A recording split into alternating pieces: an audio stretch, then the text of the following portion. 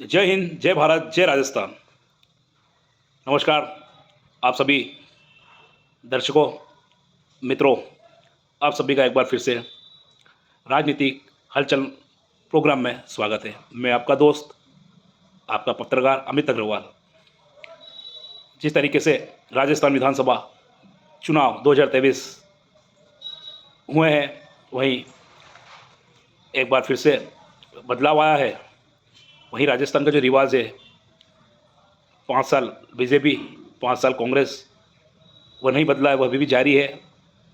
और आपने परिणाम देखे हैं कि किस तरीके से अब की बार बीजेपी ने अपनी सरकार बनाई है और जल्द ही वह सरकार में काबिज होने वाली है। इसी को लेकर हम चर्चा करेंगे।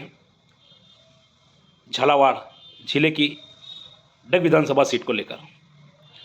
जी हाँ, डग विधानसभा सीट जो कि जिले में सबसे अहम थी। पूर्व मुख्यमंत्री वसुंधरा राजे की सीट झालरापाटन के बाद, जिस पर खुद मुख्यमंत्री वसुंधरा राजे द्वारा जनसभा भी की गई थी।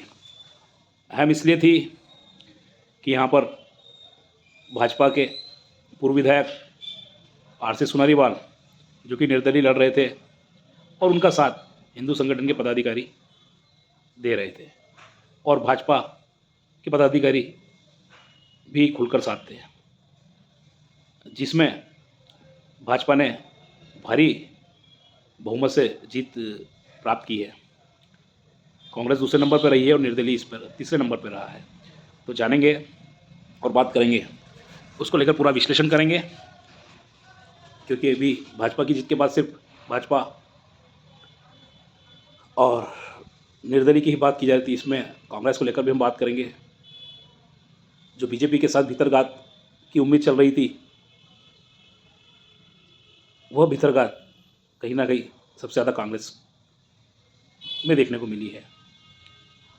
और एक मेरी नज़रिए से, बुद्धिजीवियों के नज़रिए से हम बात करते हैं, तो इस सीट पर जहाँ पर निश्चित कांग्रेस की जीत बताई जा रही थी और काफ़ी आश्वस्त थी कांग्रेस इसको लेकर, बावजूद बीजेपी ने भारी बढ़त बनाकर जीत हासिल की है। इसका सीधा सीधा कारण मैं आपके सामने रखूं कहूं तो ये था कि कांग्रेस के कार्यकर्ता और खुद कांग्रेस यहाँ पर दूसरे के कंधे पर मजबूत थी। जबकि कहा जाता है कि कंधे अपने ही मजबूत होने चाहिए, दूसरों के कंधे पे तो सिर्फ अर्थी ले जाई जाती है। और शायद वही यहाँ से कांग्रेस की अर्थी विदा हुई। चुनाव के दौरान देखा जिस तरीके से यहाँ पे भाजपा का यह गढ़ माना जाता है और सीधी टक्कर भाजपा और कांग्रेस में रहती है, लेकिन कहीं ना कहीं निर्दलीय प्रत्याशी ने आकर इस चुनाव में एक अलग ही रंग दे दिया था, जिसको लेकर खासकर भाजपा में तो खलबली मची हुई थी, कहीं ना कहीं कांग्रेस में भी इसको लेकर खलबली थी। लेकिन वो आश्वस्त थे कि यह निर्दलीय प्रत्याशी बीजेपी को ही नुकसानदेही रहेगा, और जितने वोट सोनारीवाल निर्दलीय प्रत्याशी को मिलेंगे, वह सिर्फ कांग्रेस को फायदा देगी। लेकिन यह हलचल आखिर तक चली, बट यह क्षेत्र है जो भाजपा गढ़ माना जाता है। पूर्व मुख्यमंत्री वसुंधरा राजे का एक गृह जिला है और उनके विकास कार्य और उनका कहीं ना कहीं जादू है। लेकिन आखिर तक यही संशय बना हुआ था और कांग्रेस काफ़ी मजबूत मानी जा रही थी, क्योंकि निर्दलीय प्रत्याशी द्वारा जिस तरीके से चुनाव की कैंपेनिंग चल रही थी और उनके साथ में खुलकर हिंदू संगठन और भाजपा के जो पदाधिकारी थे, तो कहीं ना कहीं बहुत भारी भीतरघात की उम्मीद थी। लेकिन चुनाव हुए, दिनों दिन भाजपा मजबूत हुई और फिर परिणाम आए जो अप्रत्याशित रहे, जिसमें भाजपा का उम्मीदवार 22,261 वोटों से जीत हासिल करता है। दूसरे नंबर पर कांग्रेस के प्रत्याशी चेतराज गहलोत रहते हैं, जो कि एक नया चेहरा थे और क्षेत्र में काफ़ी उम्मीद थी कि अब की बार कांग्रेस निकलेगी, क्योंकि एक नया चेहरा है, नया अनुभव है और कहीं ना कहीं धार्मिक गतिविधियाँ, सामाजिक गतिविधियों से भी कांग्रेस का ये चेहरा जुड़ाव भी रखता था। लेकिन यह रणनीति भी फेल नज़र आई।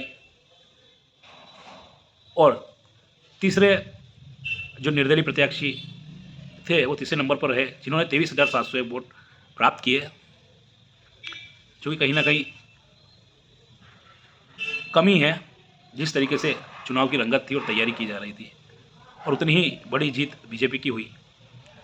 लेकिन बात सबके मन में और सबको यही सता रही थी, खासकर कांग्रेस कार्यकर्ताओं में, पदाधिकारियों में, लोगों में, कि जब निर्दलीय प्रत्याशी 23,000 वोट ले जाता है, उसके बावजूद 22,000 के ऊपर से भाजपा की जीत होती है, तो ये जीत कितनी बड़ी हो सकती थी।